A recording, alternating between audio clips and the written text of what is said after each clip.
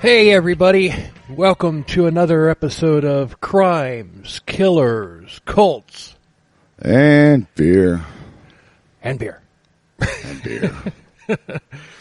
Just two crazy Florida men sitting around drinking beer, talking about true crime.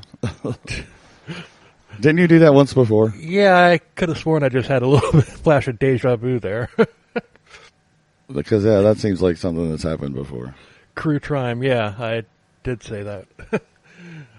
Although I don't think that was on an episode. I think it was on one of our discussions or something. Then we just kind of brought it up in the episode. I think that's how it happened. True crime. Yep. That's what happens whenever a Motley Crue takes the stage these days. Yeah. Everybody's picking on Motley Crue, man. I don't know. They sounded pretty good with John 5, and Vince Neil kind of seems like he's back to his normal self, which was just kind of just making grunts that kind of resemble the lyrics. Yeah. But he's not as bad as he was in that one video that went viral during Kickstart My Heart. Oh, I know, dude. I mean, the funny thing about that is, he was obviously drunk, you could tell. Yeah. So, I'll give him a little credit, but yeah, dude, he was freaking hammered. He wasn't even saying words, I don't think, half the time. No, and there's that one where it's just like, I'm high, and whenever it went, they showed, like, Bruce Lee doing a kick. Yeah. Yeah, that was gold. Yeah. So that was good. So anyway, that's Todd. And that is Bill. Yeah, and I'm drinking Bud Light. Yeah, and I'm drinking not Bud Light. I have rum and Coke as usual. Or at least lately anyway. So, just a couple housekeeping announcements to go over. Our Patreon should be up and running. I think a good target date would be the 1st of March. Okay, sounds good. Yeah, that'll give us plenty of time to get a good amount of episodes. We've got 4 recorded right now, and that would give us enough time to get a good amount more to start with, and then we're going to try to do those episodes twice a week. Right. So, to make it, and it's just, short little stories that wouldn't necessarily fit here. And actually, by the time this episode comes out, it'll be around March 1st. Yeah, right. But I mean, we think y'all will like it. I mean, we had fun doing it, and we actually recorded one in my studio, like right before the Super Bowl started. Like, Todd came over here, and we're gonna have video of that on our YouTube page. Yes. And we finally got around to doing a video. Yeah, and we're experimenting with ways to do this, remotely, like more than most of the time we will be doing, kind of like we're doing now, obviously. Yes. But yeah, that's gonna be cool. I mean, we think y'all will like it. I mean, and we're not gonna gouge you, and we're not gonna put together something like a serial killer episode. It's like, oh, we just released Israel Keys on Patreon. No, we're not going to do that. Israel Keys will go on crimes on this show. Yeah, well, you're still going to get the regular podcast. It's just right. The Patreon will be other. Patreon's different. Other stuff that we're into, yeah, other things that we like, and other things like that. Right. So we're excited. Big things coming for this podcast, and we're staking our claim. Yeah. So anyway, I don't know how long this one's going to be, this episode, because it started a new era. I'm not handwriting my notes anymore. Yes. So I'm I don't know how many notes I have, because obviously the text on a on a computer is smaller than what I would handwrite. So I don't know how long, I don't know how many pages I got. This episode will determine that. Yes. Yeah. So it could be here for a while. We just don't know. No, I don't think it's going to be awful long of an episode, but we have no idea. So, all right. That being said, let's go ahead and jump into it. Wait. Hold on. Huh, Hold on. What? Have you checked the email lately? It's been a few days since I looked at it. Why? Oh, because we got an email. We got an email from a listener? Yes. Yes, awesome. From a listener. Awesome. And I will read it. Sweet. It says, "Hi guys, my name is Michelle, and I'm from Fort Wayne, Indiana. I found your Michelle. podcast. Hi, Michelle. Yes, thank you for the email. I found your podcast when you did the Faith Assembly episodes. I grew up in that as well, but I have listened to every episode since. Right on. Sweet. Thank you. Oh, now the good part, because she has a story about your favorite place. What? Yes, your favorite place, the Fort Pierce Loves. The one with the Arby's? The one with the Arby's. She's from Fort Wayne. What, you going on vacation? I know. Well, let me keep reading here. I kind of jumped ahead a little bit. Oh, okay. I'm writing because I have a Fort Pierce love story. My family and I took a vacation to Miami this week, and driving down I-95, we came to Fort Pierce. And I saw the sign for the Loves and talked my husband into checking it out. We got off at the exit and saw the Loves with the Hardys, but not the one with the Arby's. So I looked online and found the other one 2 miles away. And sure enough, it had the Arby's. Yep, that's the next exit. Yep, so we went there. As we were sitting down eating our meal at Arby's, an old man walked in. There was a wet floor sign up near the door. The old man was in a bad mood, and he kicked the sign out of the way, bitching because it was in his way. Okay. Okay. Yeah. Oh, it gets better. What? Then he slipped and fell on the floor. We laughed at him, and he got up, embarrassed, and stormed out. That sounds like something that would happen at that Love's. Yeah, right? Anyway, so we went there just to see the place, not expecting anything to happen, but sure enough, we wound up with our own weird story from that Love's. LOL. That's hilarious. I don't know if I should read this last part. Why? Oh, It go might make ahead. you mad. I know. I have a feeling I know what it is. Yeah, Otherwise, you wouldn't have said it like that. Right? Anyway, she finishes up with, "Keep up the good work. And by the way, I think Todd is a cute and adorable teddy bear, too. Sorry, Bill. Love, Michelle." What the effing heck? Dude, I don't know. I don't get it. I don't.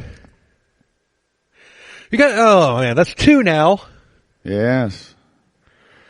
I'm sure there's All right. people out there that love you too, Bill. You'll get one eventually. Yeah, they're just saving the loved one. They can just all gush on me and get it like all like within a matter of a couple of weeks. Or at least that's what I'm going to tell myself now. Thanks, Michelle. Right. Love Anyway. you, Michelle. Yep. Thanks for the listenings. We appreciate it.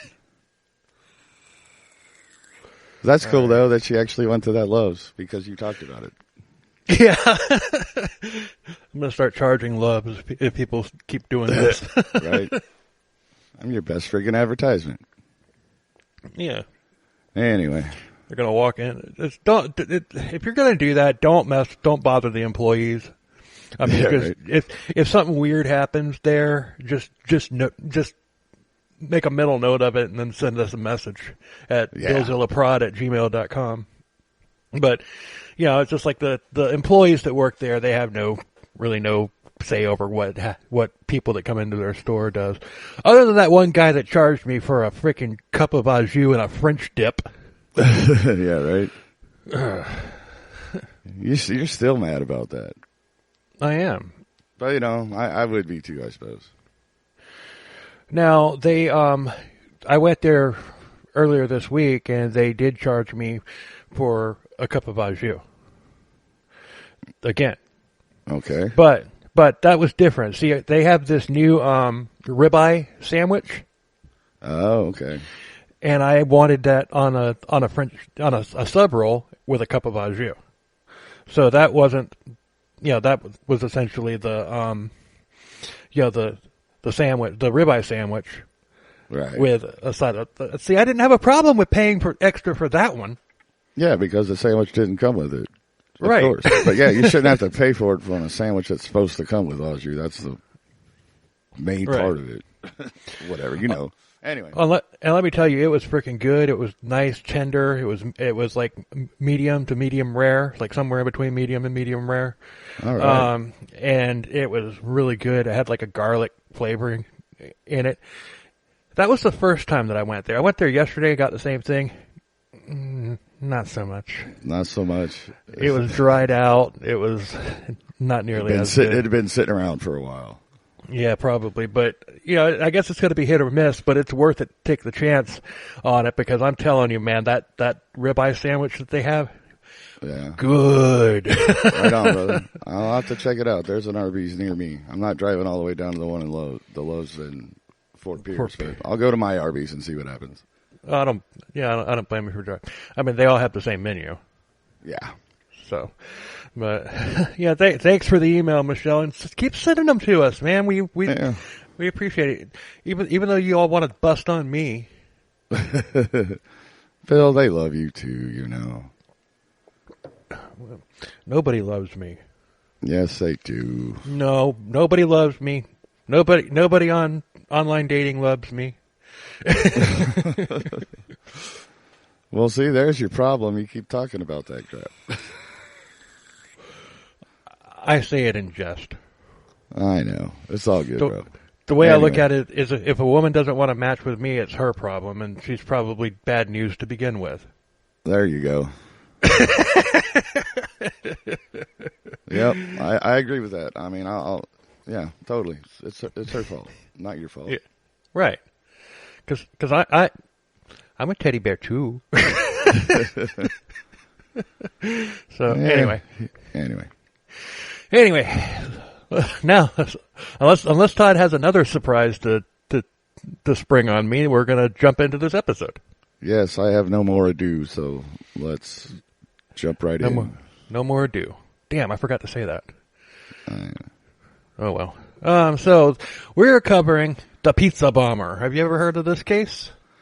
I'm not sure if I have. It doesn't sound familiar right now, but maybe as it goes on, I don't know. We'll see. We'll get there. There's a whole shit pot of crazy in this story. All right. Now, it's not going to rival the Michael Malloy story, but it's along the same lines where you've got a whole bunch of people ganging up to kill one person. Oh, all right. So I'm just going to give you the first part of this story. We're just going to wham bam, thank you, ma'am, and then we're going to get into the actual details. All right, sounds good. So, on August 28th, 2003, a pizza delivery driver named Brian Wells, age 46, he made a seemingly ordinary delivery to a building off of a dirt road next to a radio tower in Erie, Pennsylvania. Now, Brian had worked for Mamma Mia's Pizza for the past 10 years, and he was a model employee. And when I say a model employee, I mean he showed up on time all the time. He was never late. He never really called in or anything like that. Other than that, that's pretty much the only thing that you could call him model on. He was punctual. Right. So when he got to the location, he was jumped by 3 black men who dragged him into the building, and they put a homemade collar bomb on his neck, and they locked it. Oh, shit. And then they ordered him to go rob a PNC bank and handed him a note to hand to the teller demanding $250,000 or he would detonate the bomb strapped to his neck. And he was also given a shotgun that was disguised as a cane to shoot anyone who tried to run. But that's not all they gave him. Okay. They also gave him a time limit and a list of tasks to complete that started with the robbery. All right. Now, the tasks were a scavenger hunt of locations that he would have to go to, and each stop had the location, the next location, and would have a clue toward steps that were required to disarm the bomb that was strapped to his neck. Oh, all right. That's you know what? Now that since you've started, this does sound familiar. So I think I have heard of this, or at least a little bit. Yeah, it was big news, and Netflix did a special on it. Right on. But and they had the instructions on how to disarm the bomb and what to do with the money. Now, he did not survive the incident, and his last minutes were caught on TV news cameras, but that is just the surface. Once you start peeling back the layers of this one, a much crazier story emerges. Okay. The sources are Wiki and the Evil Genius documentary on Netflix and pizzabomber.com. Pizzabomber.com. All right. Yeah, they have a timeline of the events following the the bombing. All right. So that's just in a nutshell. So we're going to start at the very beginning. Brian Wells was born November 15th in 1956 in Warren, Pennsylvania, to Rose and Harold Wells. There's not much known about his early life other than that he dropped out of school at 16 to work as a mechanic, but wound up being a pizza delivery driver the last 10 years of his life. If I was still delivering pizza at my age, right? Yeah. Well, you got to do what you got to do, I suppose. Yeah. Second job is one thing, but main job, no. Yeah. So on August 28th, 2003, Brian was at work and a call came in, and the manager of the pizza place of Mamma Mia's, he took the call, but he couldn't understand the guys. The guys got marbles in his mouth or something like that. So he handed the phone off to Brian, who took the order, and I have a feeling that, no, I'm not gonna jump ahead. Yeah, There you go. He even wrote his own directions on the ticket, and it was a dirt road at an abandoned radio tower. Sketchy sounding, yeah, but nothing really out of the ordinary. I mean, yeah, that's true. When I was a lot younger, I delivered pizza, and I had to go to some, places other than residences and businesses from time to time. Okay. So there could have been, it was sketchy, yes, but nothing really out of the ordinary. I mean, there could have been people in and out of the building doing work or something like that, but it was determined that the phone had come from a nearby payphone. Okay. Which also kind of made sense because, like I said, it was an abandoned building, probably didn't have any power going to it. Yeah, right. Not to mention a landline setup, but whatever. The call came in at 1:30 p.m. and was going to be Brian's last run for the day. So he's just working the lunch shift, apparently. So Brian took... Ready? Huh? I said, alrighty then. So Brian took the delivery and he would never return. Police later determined that his car had been there by matching tire tracks. Oh, they always get him with the tire tracks. Yep. So once he got there, he was grabbed and the collar was fitted around his neck and locked. The bomb was real, but Wells was led to believe that it wasn't. Okay. He was given instructions on what he was, what he was to do, and they also gave him a gun that was made to look like a cane. It was later discovered that the cane was loaded and would have fired had he pulled the trigger. Oh, so that was real? Because I was thinking that might have been they just told him that was real, and it really wasn't or something. There's pictures of it, and when the police were going over it, they actually fired it. Oh, well, alrighty then. So I'm going to go through the I got 3 pages of these instructions. I'm just going to rocket through them. And Okay. it says, bomb hostages, plural. You are to go to PNC Bank at Summit Town Center on Peach Street. Quietly give the following notes to a receptionist or a bank manager. Do not cause alarm. Get required money and deliver it to a specified location by following the notes that you will collect as you race against time. Each note leads to the next note and key until you've finished. You will collect several keys and a combination to remove the bomb. After, police won't charge you because you are a hostage.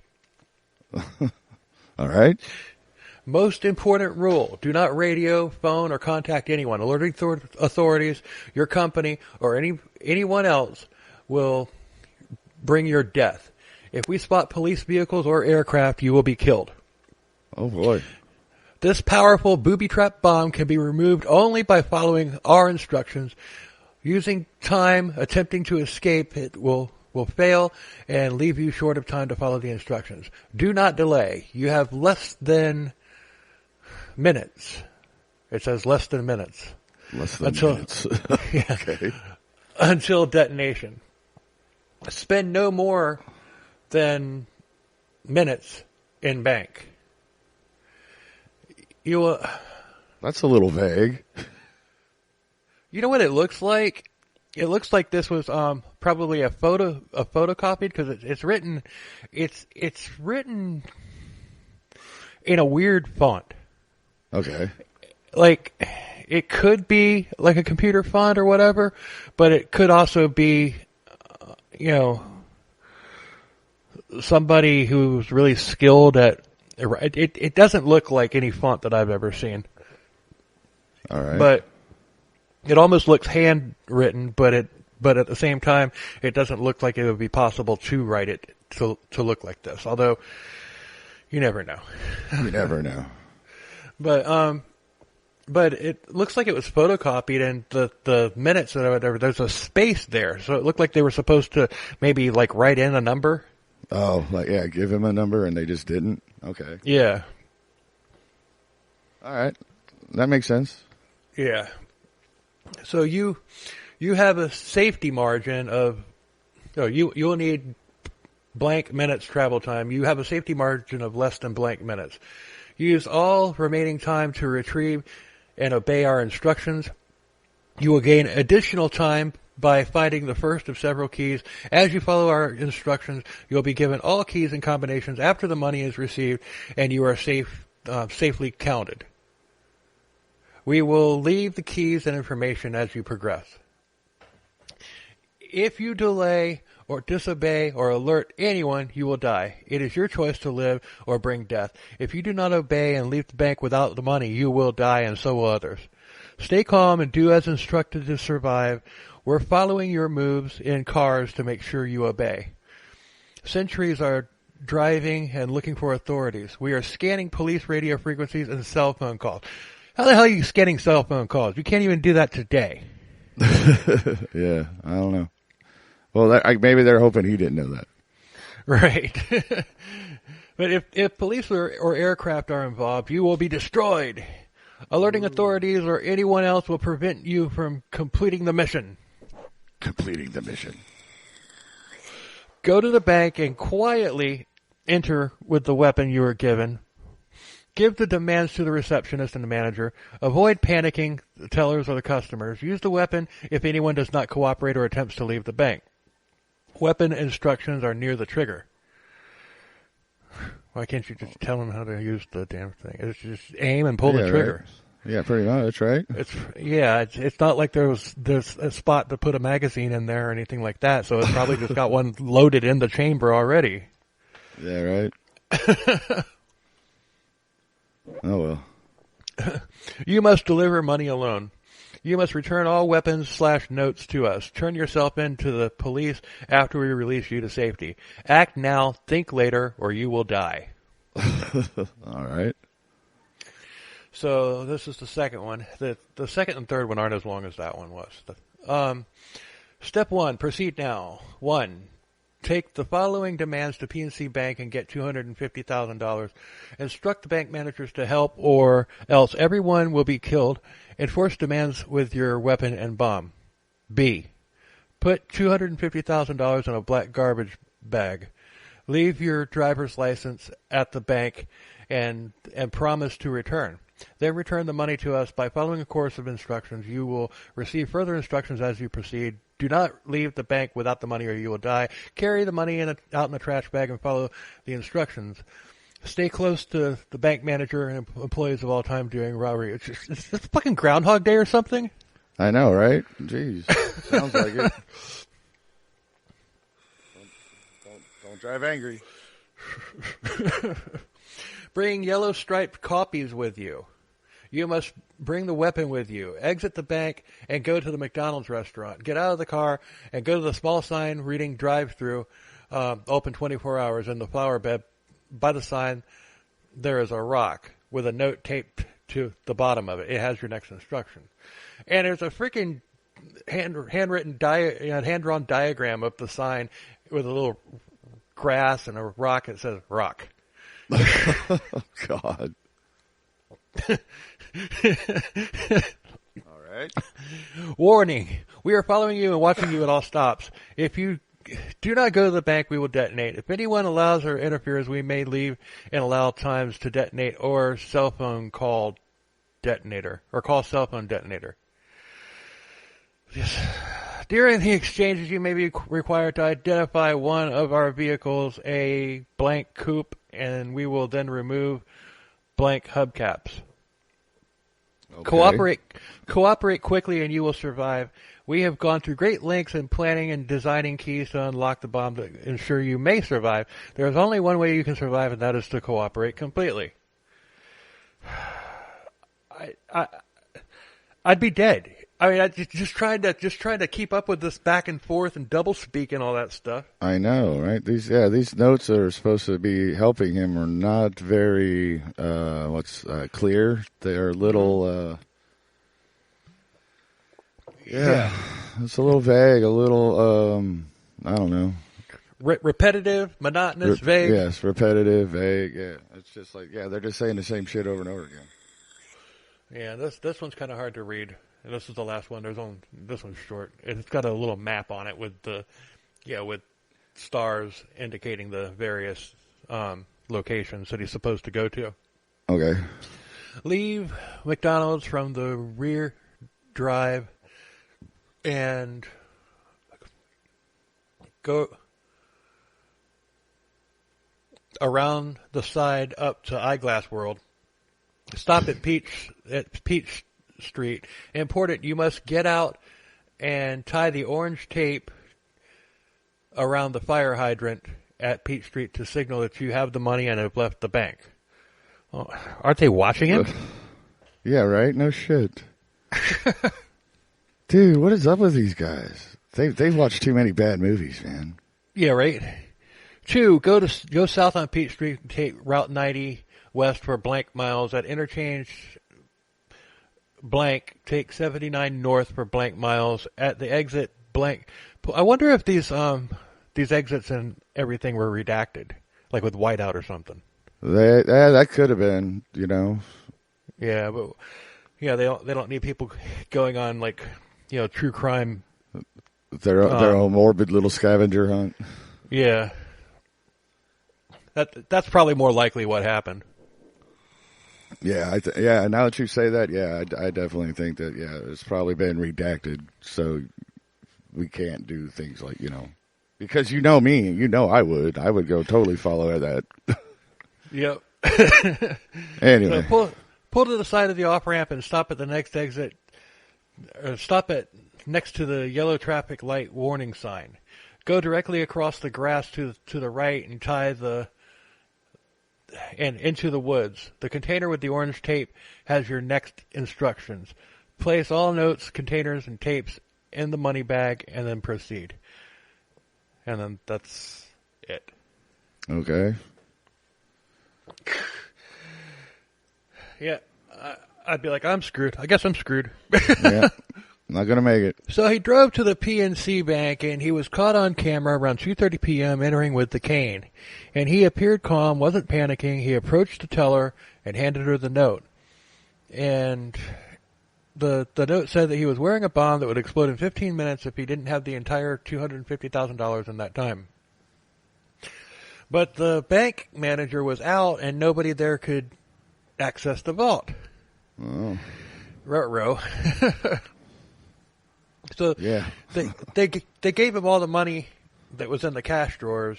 It was $8,702. Okay.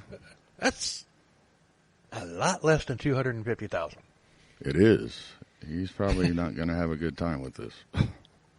No. Well, we already know what happens to him. But, oh yeah, but you know. So Wells was still calm, and he even grabbed one of those dum-dum lollipops from the desk. He's sitting, a sucker sucking on a sucker. Yeah, right? Oh, boy. So a bank customer called 911 and reported that a man was leaving the bank with a bomb or something strapped to his neck. Okay. Wells left the bank and began the scavenger hunt. And he was proceeding with the second task when the police caught up to him. They arrested him and they made him get on the ground. And he was still being calm. And he explained the situation and what was going on. Mm-hmm. It's like, hey, I'm a hostage. You know, they made me do it. I mean, if that really happened, yeah, you really can't blame him. No. It's like, okay, certain death or possibly survive. Right. I'll take possibly survive. Yeah. Even though he thinks that he's not wearing a real bomb. Yeah, see, that's the I don't even remember what I was going to say. Just carry on. It went straight out of my head. Kind of like the blood in Brian's head? Yeah. Too soon? Maybe. So the police searched his car and they found the money and the list of instructions.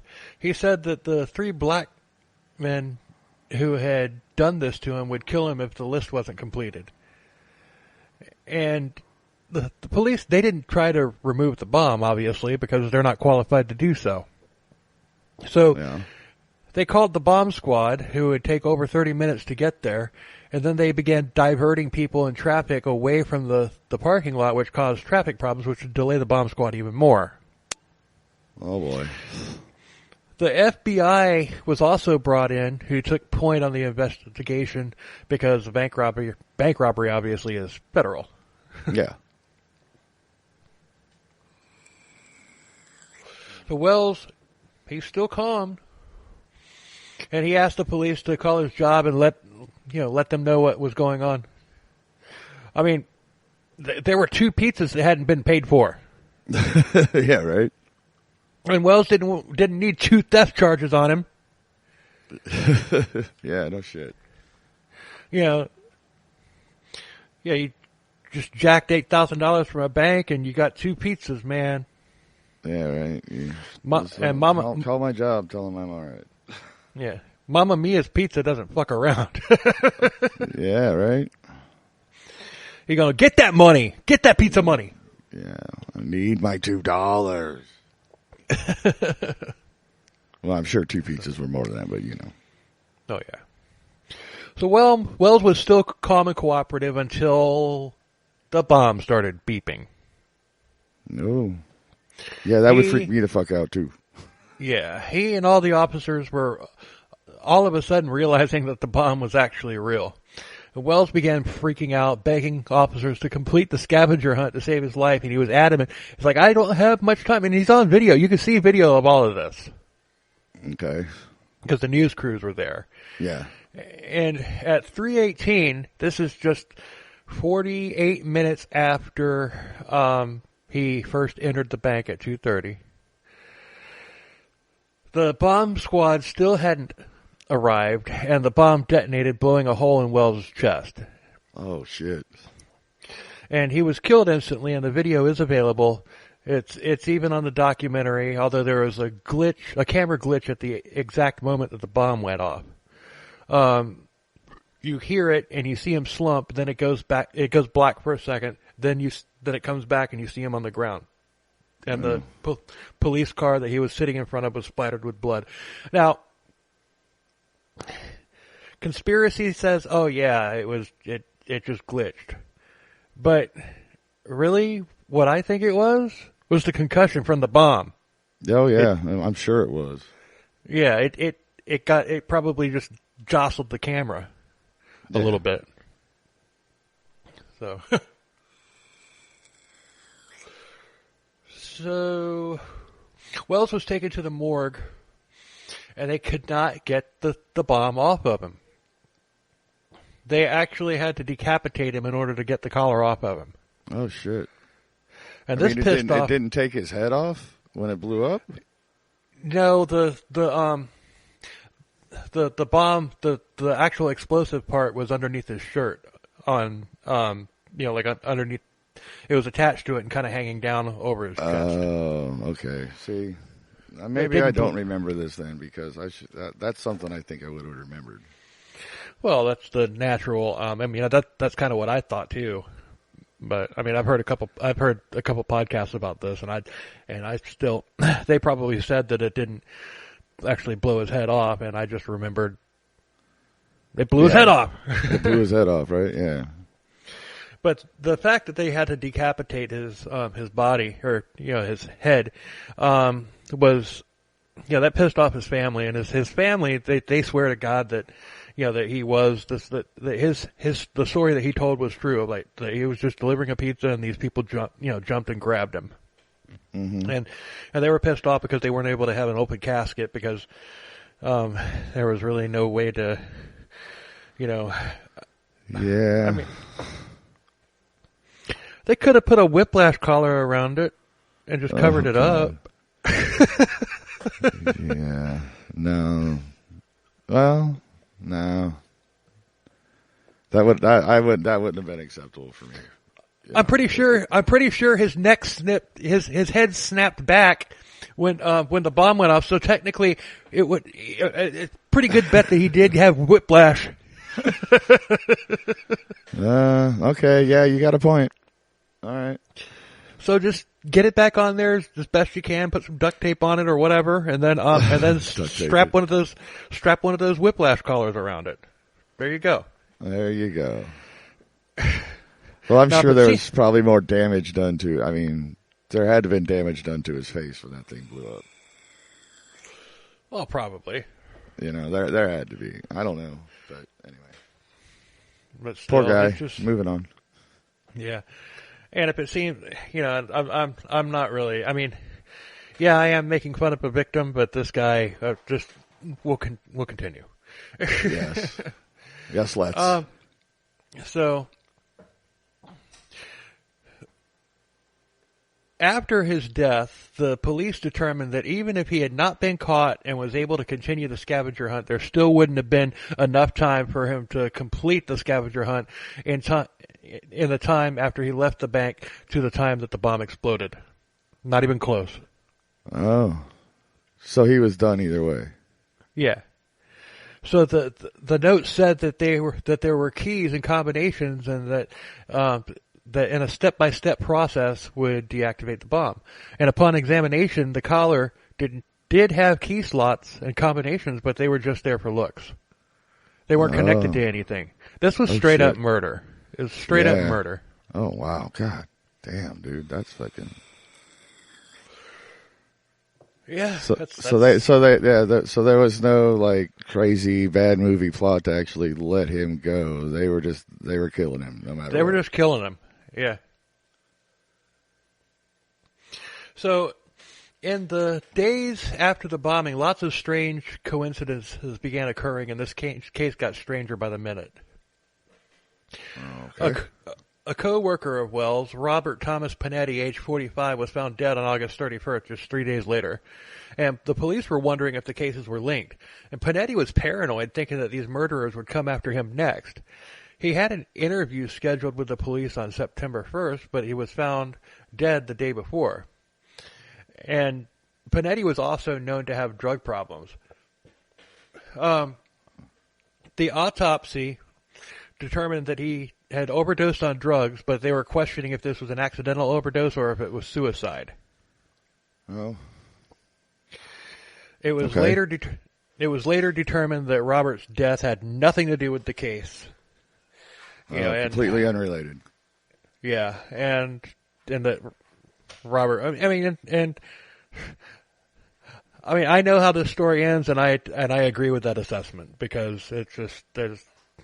Right on. He was just like and when you get on drugs, you get paranoid.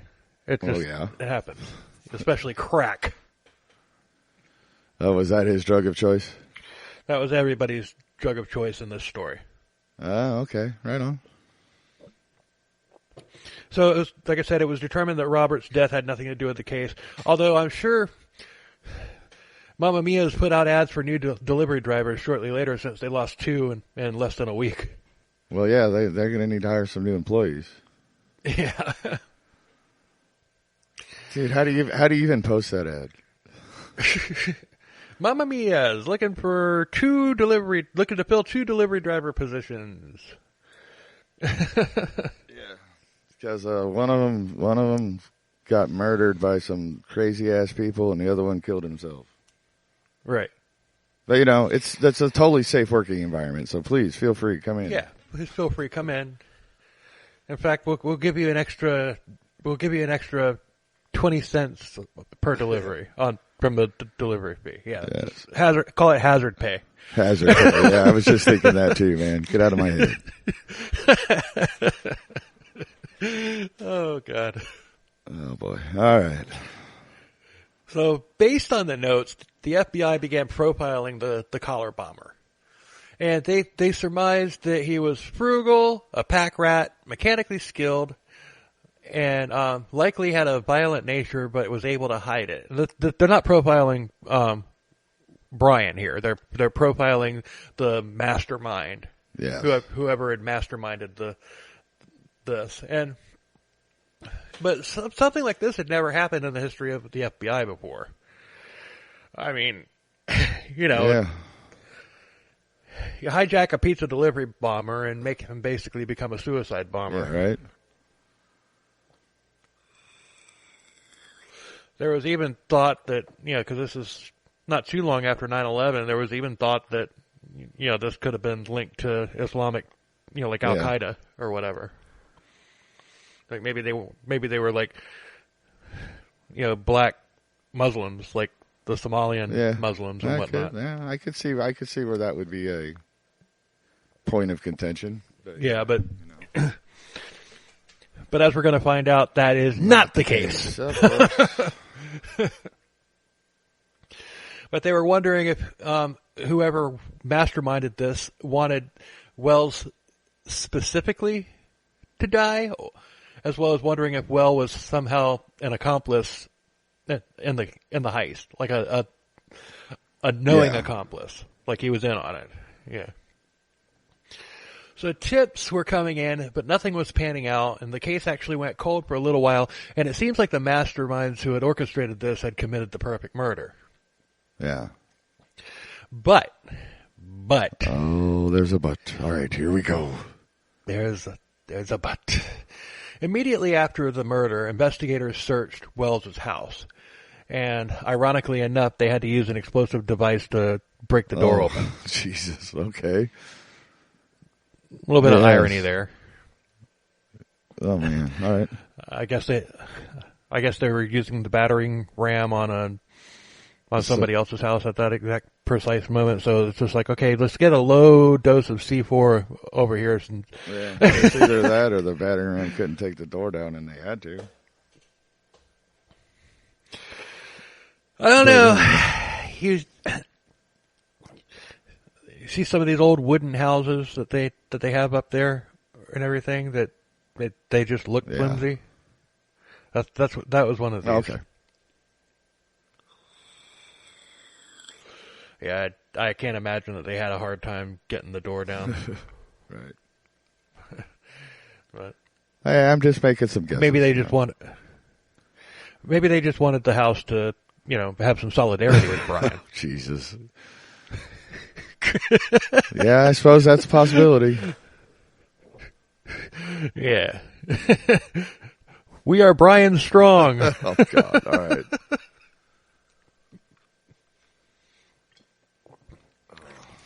See, you're sitting there. You're sitting there thinking to yourself, it's like, we don't make fun of the victim. Yeah, pretty much. Let me guess. Just wait. I have a feeling where this might be headed, so.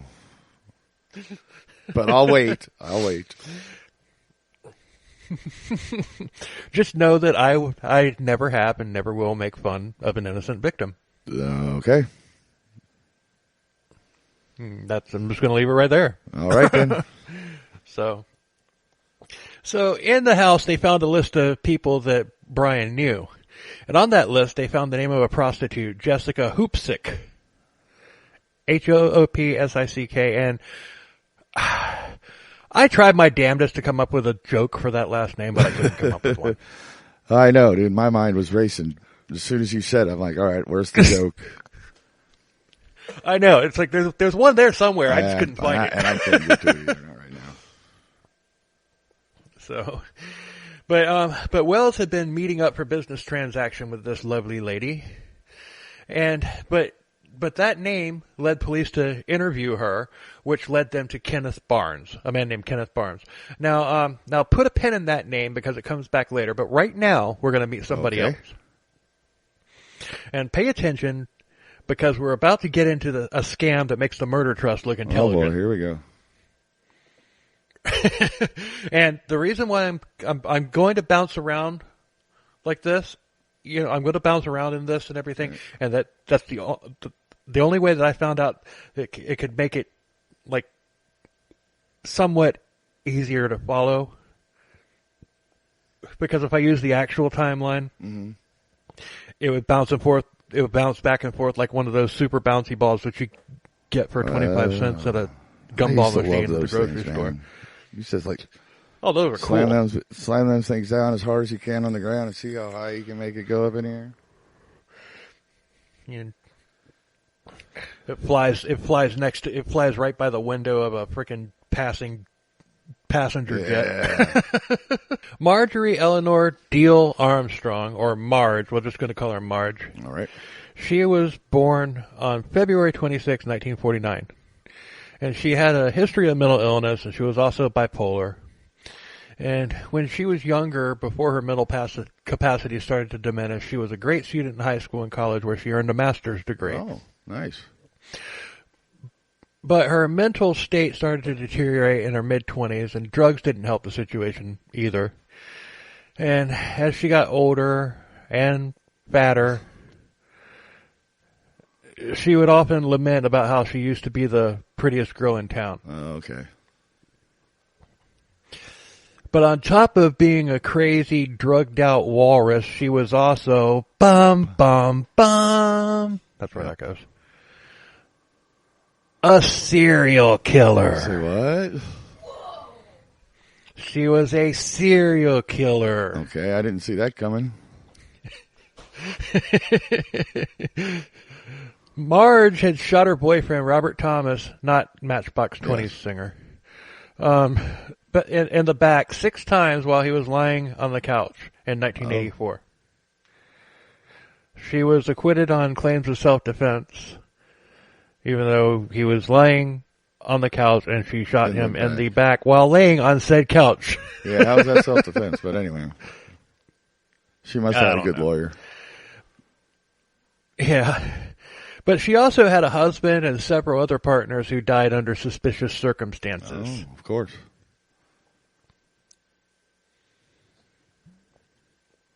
Next up in the case of criminal not masterminds is William Rothstein.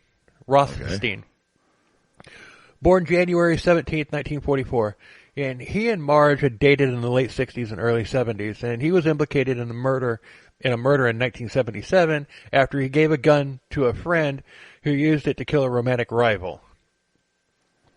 Now, he tried to destroy the weapon, but later, and he was granted immunity after agreeing to testify against his friend. Oh, dick nice move, guy. Man, dick move. Yep. Anyway, so he was a handyman and a shop teacher who had been admitted to a hospital in July of 2004 for non-Hodgkin's lymphoma. He died a week later. So he's part of this cast of idiots. So guess what his role was? Take a guess. Oh, God. He was a handyman and a shop teacher. So he built the device, I would assume. Right. Yay, I got one right. I wasn't just close. I actually got it right. You actually got it right. That one wasn't hard, though. You gave me all the clues. Right. So we're going to pause. There are more people to introduce, but I'm going to move the story along before we get them, like I mentioned earlier, to make it less confusing. Okay. So we're going to formally meet Kenneth Barnes now. All right. So he was a crack dealer who sold crack to all the local prostitutes. And Brian Wells had been getting crack from him to give it to Jessica Hoopsick. And he owed Barnes a good chunk of money. Oh. Wells had to have had the hots for Jessica, otherwise he wouldn't have gotten himself in with a known drug dealer. And a known drug dealer who obviously wanted his money. Yeah. I tried my damnedest to come up with a Pizza the Hut joke in here for a Spaceballs reference, but I couldn't come up with that one either. Man. Other than where's my money? But none of the masterminds worked at the pizza place, so it's not like I could say, or else pizza's going to send out for you. Yeah, right. Oh boy, that's fucking good. You're delicious. I tried really hard to come up with a way to work that in. And it's just like I'm 0 for 3 on attempted jokes in this episode. And it's just like, what the hell? Maybe because the story itself is just so out there, just by itself. Yeah, that could be. That even trying to making up a joke is just not going to work because the story doesn't need a joke. It's just that crazy. There's a. Yeah, there's jokes in here somewhere. We just can't think of them. Yeah. So somewhere along the way, Barnes and Marge. That sounds like a freaking antique store. Right. Barnes and Marge's Antiques. Yeah, that does, dude. Totally. Damn, I should have made the freaking ad about that. Yeah, well. Oh, well. We don't need 2 ads. Well, you can make it for another one. We can do it later. It's all right. Yeah. So somewhere along the way, Barnes and Marge, along with William Rothstein, met up, and they were discussing ways to make money, just like the murder trust was. But Marge was angry with her father because he was blowing his money in his old age. So he wanted to die broke. Okay. Didn't want to leave any for anybody else. I'm just going to blow it all. Yeah, so she was worried that there wouldn't be enough left for her after he died. So Marge wanted to speed up the process. So this is how the collar bomb plan was hatched in order to get the money for Marge to pay Barnes to take out her father. All right, here we go. But they needed a patsy, so Barnes suggested Brian Wells. Oh, okay. He figured that Wells would never pay him what he owed him, so he was perfect. So with some crack and a little bit of money, Barnes convinced Jessica Hoopsick to lure Wells into the mix because he trusted her, and he was in love. Yeah, right. All starry-eyed and googly-faced, and just that happens. Yeah. He had been seen in the weeks leading up to the murder, arriving and leaving Rothstein's house. This was where the plan was hatched, and Wells never knew that Barnes was involved. Mm-hmm. Because Yeah, Barnes had to stay hidden because if he showed up there talking about this plot where he's wearing a bomb around his neck and all of a sudden he sees Barnes, that's gonna ruin everything. He's gonna figure something's up. Right. It's like, I owe this guy money and he's strapping a bomb to my neck. So it seemed like the perfect plan. Fake bomb, and it was a fake perfect alibi if he got caught. You know, they made me do it, right? Man. It was those black guys. Of course.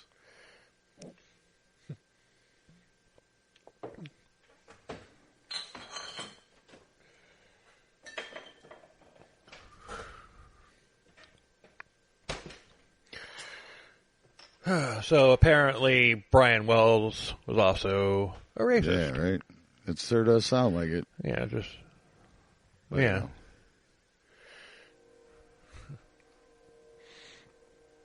So later in 2018, on the Netflix documentary, Hoopsick confessed that Wells had no prior knowledge of the bomb plot and called him a pushover. Oh. So essentially, Wells lost his life because he fell in love with a drug-riddled hooker who did what drug-riddled hookers do to dumbasses who make the mistake of falling for them. They use them to get more smack. All right, yeah. That's what happens.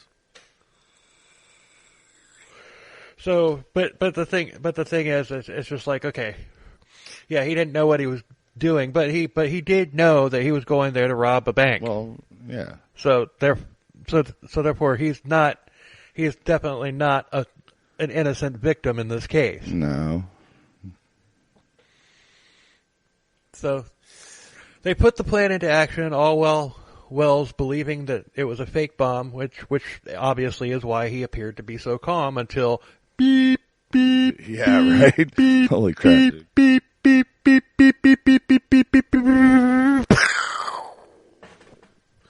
Yeah, dude, I would have been like, wait a minute, this wasn't part of the plan.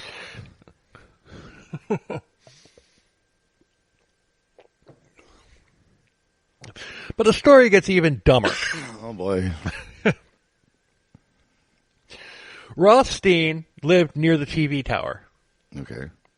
So on September 20th, 2003, he called the police telling them that he had a body in the deep freezer that had nothing to do with the pizza bomber. Okay. He was very adamant about that. It's like, I got a body in the freezer, but it had nothing to do with that pizza bomber guy. Nope, never heard of that before. Nope. But there's a body in my freezer. It had nothing to do with the pizza bomber. Yeah, that's not suspicious at all. Come on over here and get him, but just know it wasn't the pizza bomber. Nope. Had nothing to do with the pizza bomber. Nope. Had nothing to do with. I read about that in the news. Yeah, of course you did. What a tragedy. Yeah. So the dead body in my freezer had nothing to do with the pizza bomber. Never mind the fact that you have a dead body in your freezer. Yeah, it's just like, God, dude, this is ridiculous. The only thing missing is a camper van. Oh.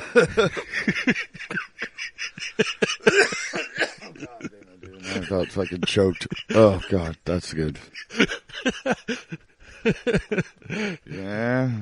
Here lies Todd, killed because he choked to death at the result of the mention of a camper van. Bill dropped a zinger and Todd choked to death on his rum and coke. So, the body was that of James Roden, a guy who had been living with Marge for the past 10 years, and they had been dating on and off. Now, Rothstein was arrested, and while in jail, he claimed that Marge had murdered Roden with a 12-gauge shotgun during a dispute over money. Rothstein said that Marge paid him $2,000 to hide the body and help her clean up the place, so they decided the freezer was a good place to hide the body. The spot where the radio tower is located is heavily wooded. Yeah. It seems to me just going out there, you could have dug a deep hole, like in relative privacy or whatever, and just chunked him in there, and there never would have been, he probably never would have been found. Right. But no, you got to turn them into a popsicle and then tell everybody about it. Yeah. I mean, yeah, they must have had a falling out, Rothstein and Marge. Yeah. Something happened. Something happened for sure. But so yeah, the woods would have been a much better spot to bury him, but we're not exactly dealing with Rhodes Scholars here. Yeah, this is true.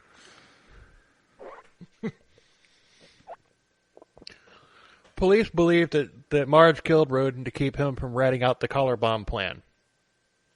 So Marge was arrested, and in January of 2005, she pleaded guilty but mentally ill to the third degree murder and the abuse of the corpse of Roden. And she was sentenced to 7 to 27 years in prison. Oh. In April of 2005, Marge told a state trooper that she had information about the Wells case, and meetings with FBI agents were arranged.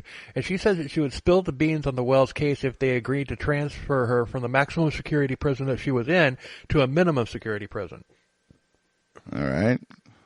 She admitted to providing kitchen timers for the bomb, but blamed the now deceased William Rothstein for being the mastermind. How convenient. Yeah, he's right. dead. Oh, man. She also said that Wells had been directly involved in the plan, which, we already knew that. Yeah. But, oh, boy. in September of 2009, in September of 2009, Marge was put on trial for the Wells murder. And remember, she was just in prison for the murder of James Rosen. Yeah. Yeah. Who was her loose-lipped ex-lover. Right. But if you look at pictures of her, she must have been a monster in bed because she looked like an actual monster. Well, So wait a minute. She gave up all these. Did she give up all the details and then they screwed her and tried her instead of moving her to a different jail? Or what happened there? I missed that. Okay, we haven't got there yet. All right, cool. All right. No. But, yeah, she must have been a monster in bed because she looked like an actual monster in person. But she apparently had men lined up for that sweet marmalade.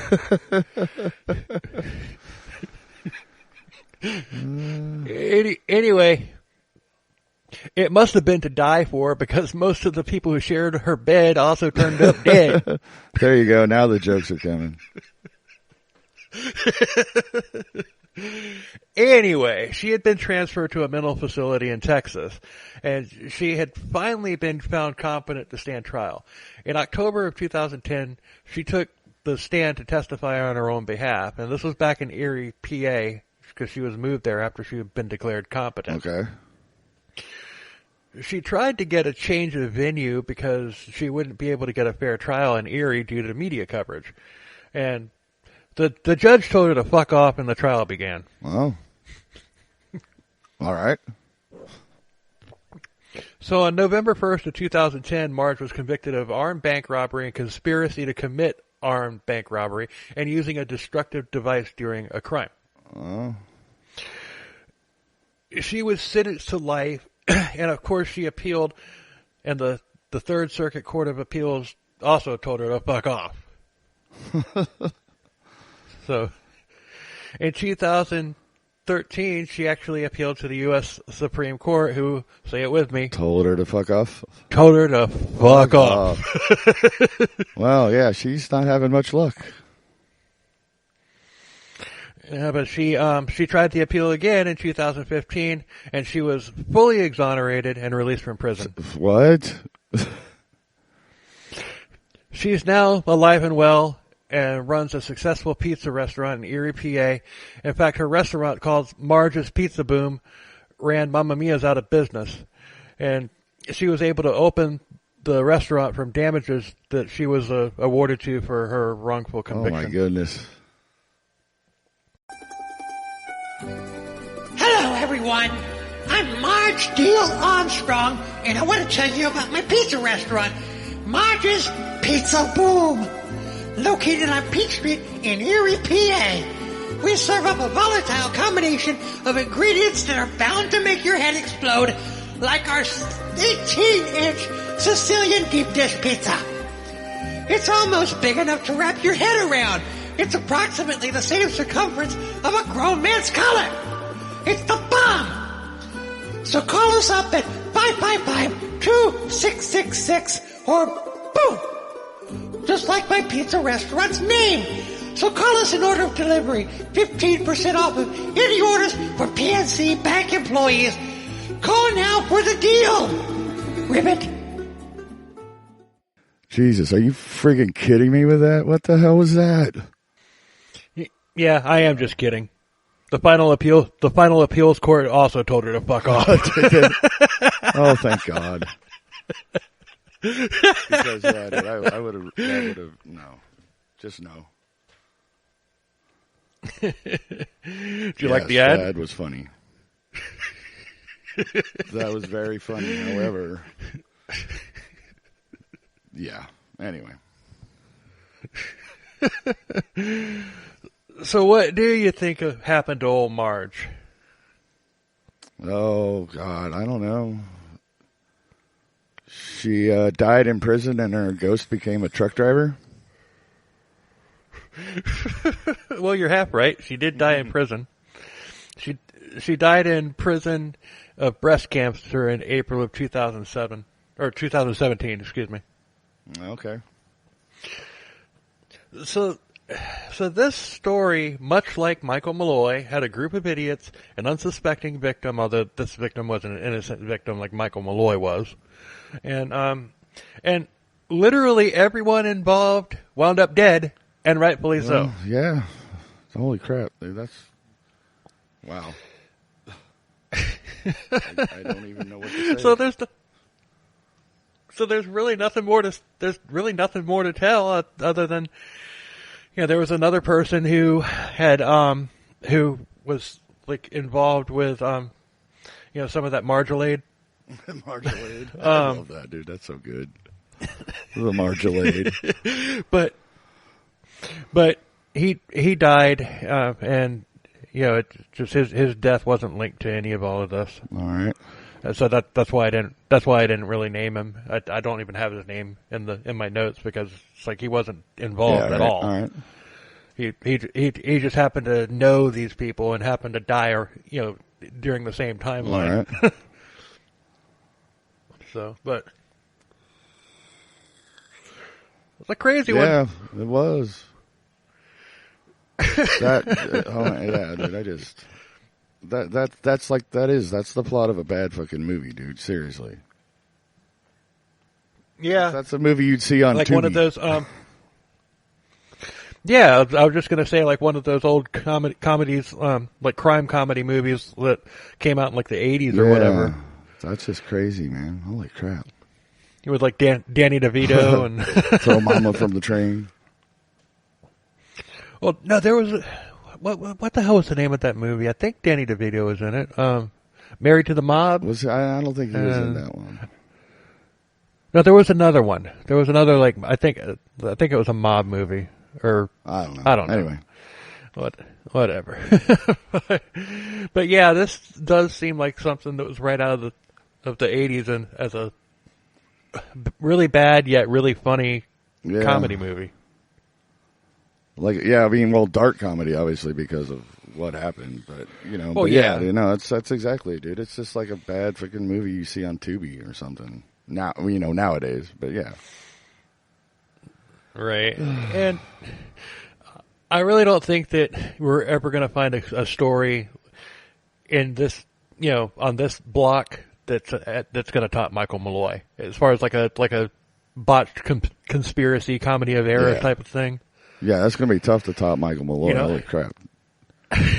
Yeah. But this one, I mean, it's on the street. It's not that they're in the cul-de-sac with Michael Malloy, but it is on the same street. Yeah, it's up the street a little bit, but it's definitely in the same neighborhood. Yeah. This story is in the trailer, the only trailer on that street. Yeah, right. Oh boy. But I liked it, and I liked the story. It was fun. But that was a good one. Like I said, there was, and you got me with the little twist there at the end. That was good. Well played, sir. Well played. Thank you. Hopefully, I got everybody else too. but yeah, I don't know. I mean, I had heard a couple other podcasts on this one and everything. I'm just like, okay, we need to put our touch on it, and so Yeah, we did. Oh, yeah. Right on, brother. So, I've been thinking. Yeah. Since damn. No, we're all good. Since you're obviously the fan favorite, Well, yeah, for right now anyway. I am breaking out the white glove. Oh, no. All right, then. Your challenge, should you choose to accept it, is the power metal challenge. Oh. You're talking about like the God, it was Stevie T that we watched before or after the Super Bowl or whatever, when he did the How to Be Power Metal or whatever. You want to do that? We used that process or a variation of it, and we'll even link it in the episode description for this one, just so that you know what the hell we're talking about. But we'll each write our own song using that format or variation of it or whatever. Just so basically, because if you follow that if you follow that format like to the letter, you're going to wind up with a very bland power metal song. Yeah. Dude, mine's live would be very bland anyway, since I haven't played guitar in a long time. Well, but you know what? I'll figure it out. You're not going to just sit down and record a song in one take either, so you'll get your chops back up real quick. So we both had, there's no time limit. I mean, it's not like I'm going to strap a pizza bomb to your neck. Force me to do it in an hour. Yeah, I probably could, but I'd have to cheat like a motherfucker to get that done. But I'm gonna write one. You write one, record it, and we'll put it. We'll release an episode like on maybe do a YouTube. We'll each do like a reaction video where you're reacting to mine and I'm reacting to yours. And then you put the two videos together, release it on YouTube, and then we release it on social media along with a poll. Bills or all right, Tots? That sounds like a plan, brother. I accept your challenge. All right. I have no chance in hell of winning, but I accept your challenge. I don't know. They love you. They seem to love you more than they love me. They might just do it. They ain't heard me play guitar yet, though. I have. I was in a band with you. How long ago was that? 25 years? So, But I went a long time without playing guitar, and I got my chops back. I mean, I had an album a year later. Well, it's not going to take me a year to do this, but yeah. Oh, I had 10 songs. Yeah, I know. It's just one song, and it's just power metal. And whether I win or lose, I get yet another song for my third solo album. There you go.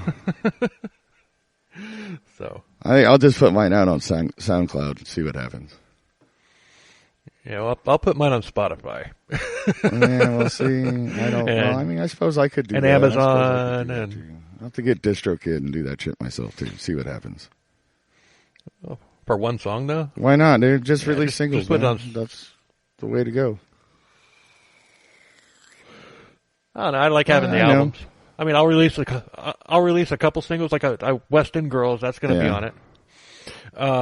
This song that we're talking about will be, a single as well. And I might release one more single, and then when the songs on the album are done, rip those singles down and release the album. There you go.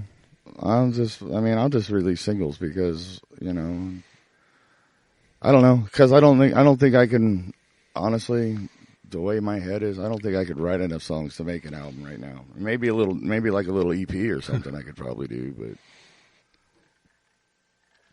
but Yeah. I lose focus on things very, very quickly nowadays, and I don't know why. But anyway. So, you, my friend, are going down.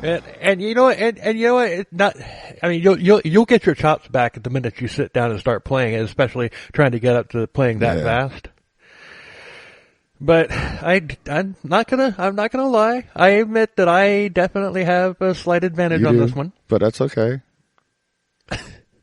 I am not scared. Like I said, challenge accepted, brother. Let's do this. It'll be fun. No matter what happens, it'll be fun. Yeah, it will be fun.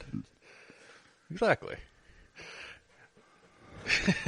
So, anyway, follow us on YouTube. Yeah, follow us on YouTube. Billzilla Productions. Send us an email, billzillaprod@gmail.com. Follow our website. It's has links to everything, and merch will be coming soon. Patreon coming soon. Patreon will probably be around, before the merch will. The rate I'm going, it will be for sure. But I'll try to get it together so we launch a merch and Patreon at the same time. All right. I have an idea. Yeah, we'll release a bunch of stickers, different stickers, and everything. And our first 10 Patreon subscribers get one of each. Like if we release 5 different ones, they get all 5 for free. I'm down with that. Yeah. I can do that. I got some ideas for stickers and T-shirts and other things. One of them will obviously be just the logo, and I'll design it and put Spotify, the Spotify logos and stuff like that on it. But I'll do that, and I'll get that to you. And anything else or whatever, that's fine. Cool. Yeah, I got some ideas, so we'll see how it goes. Yeah, our first 10 Patreon subscribers get that, and we got to come up with something special for our very first one. Oh yeah, we will, bro. No, that I don't know. We're gonna have to ask Mark from Mental Illness Theater. We're gonna have to ask him because they just launched their Patreon. It's okay, well, what happens if we get 5 people to sign up the first day? Are we gonna see what time they signed up to be able to determine who was first? I have no idea how that works. I would assume that it goes in some kind of order. Okay, you were first, and then you were second, you were third, unless they all did it at the same time, which would be highly unlikely. So, unless they just want to fuck with us. No, there is that. I don't know why they want to fuck with us. We're nice guys. Yeah, I did just get everybody in this episode. Yeah, you did, but. So, and I wonder why they like you better. They feel sorry for you. Me. Yeah, that's probably it. Not. Yep. So, anyway, until next week, later. Cheers, everybody.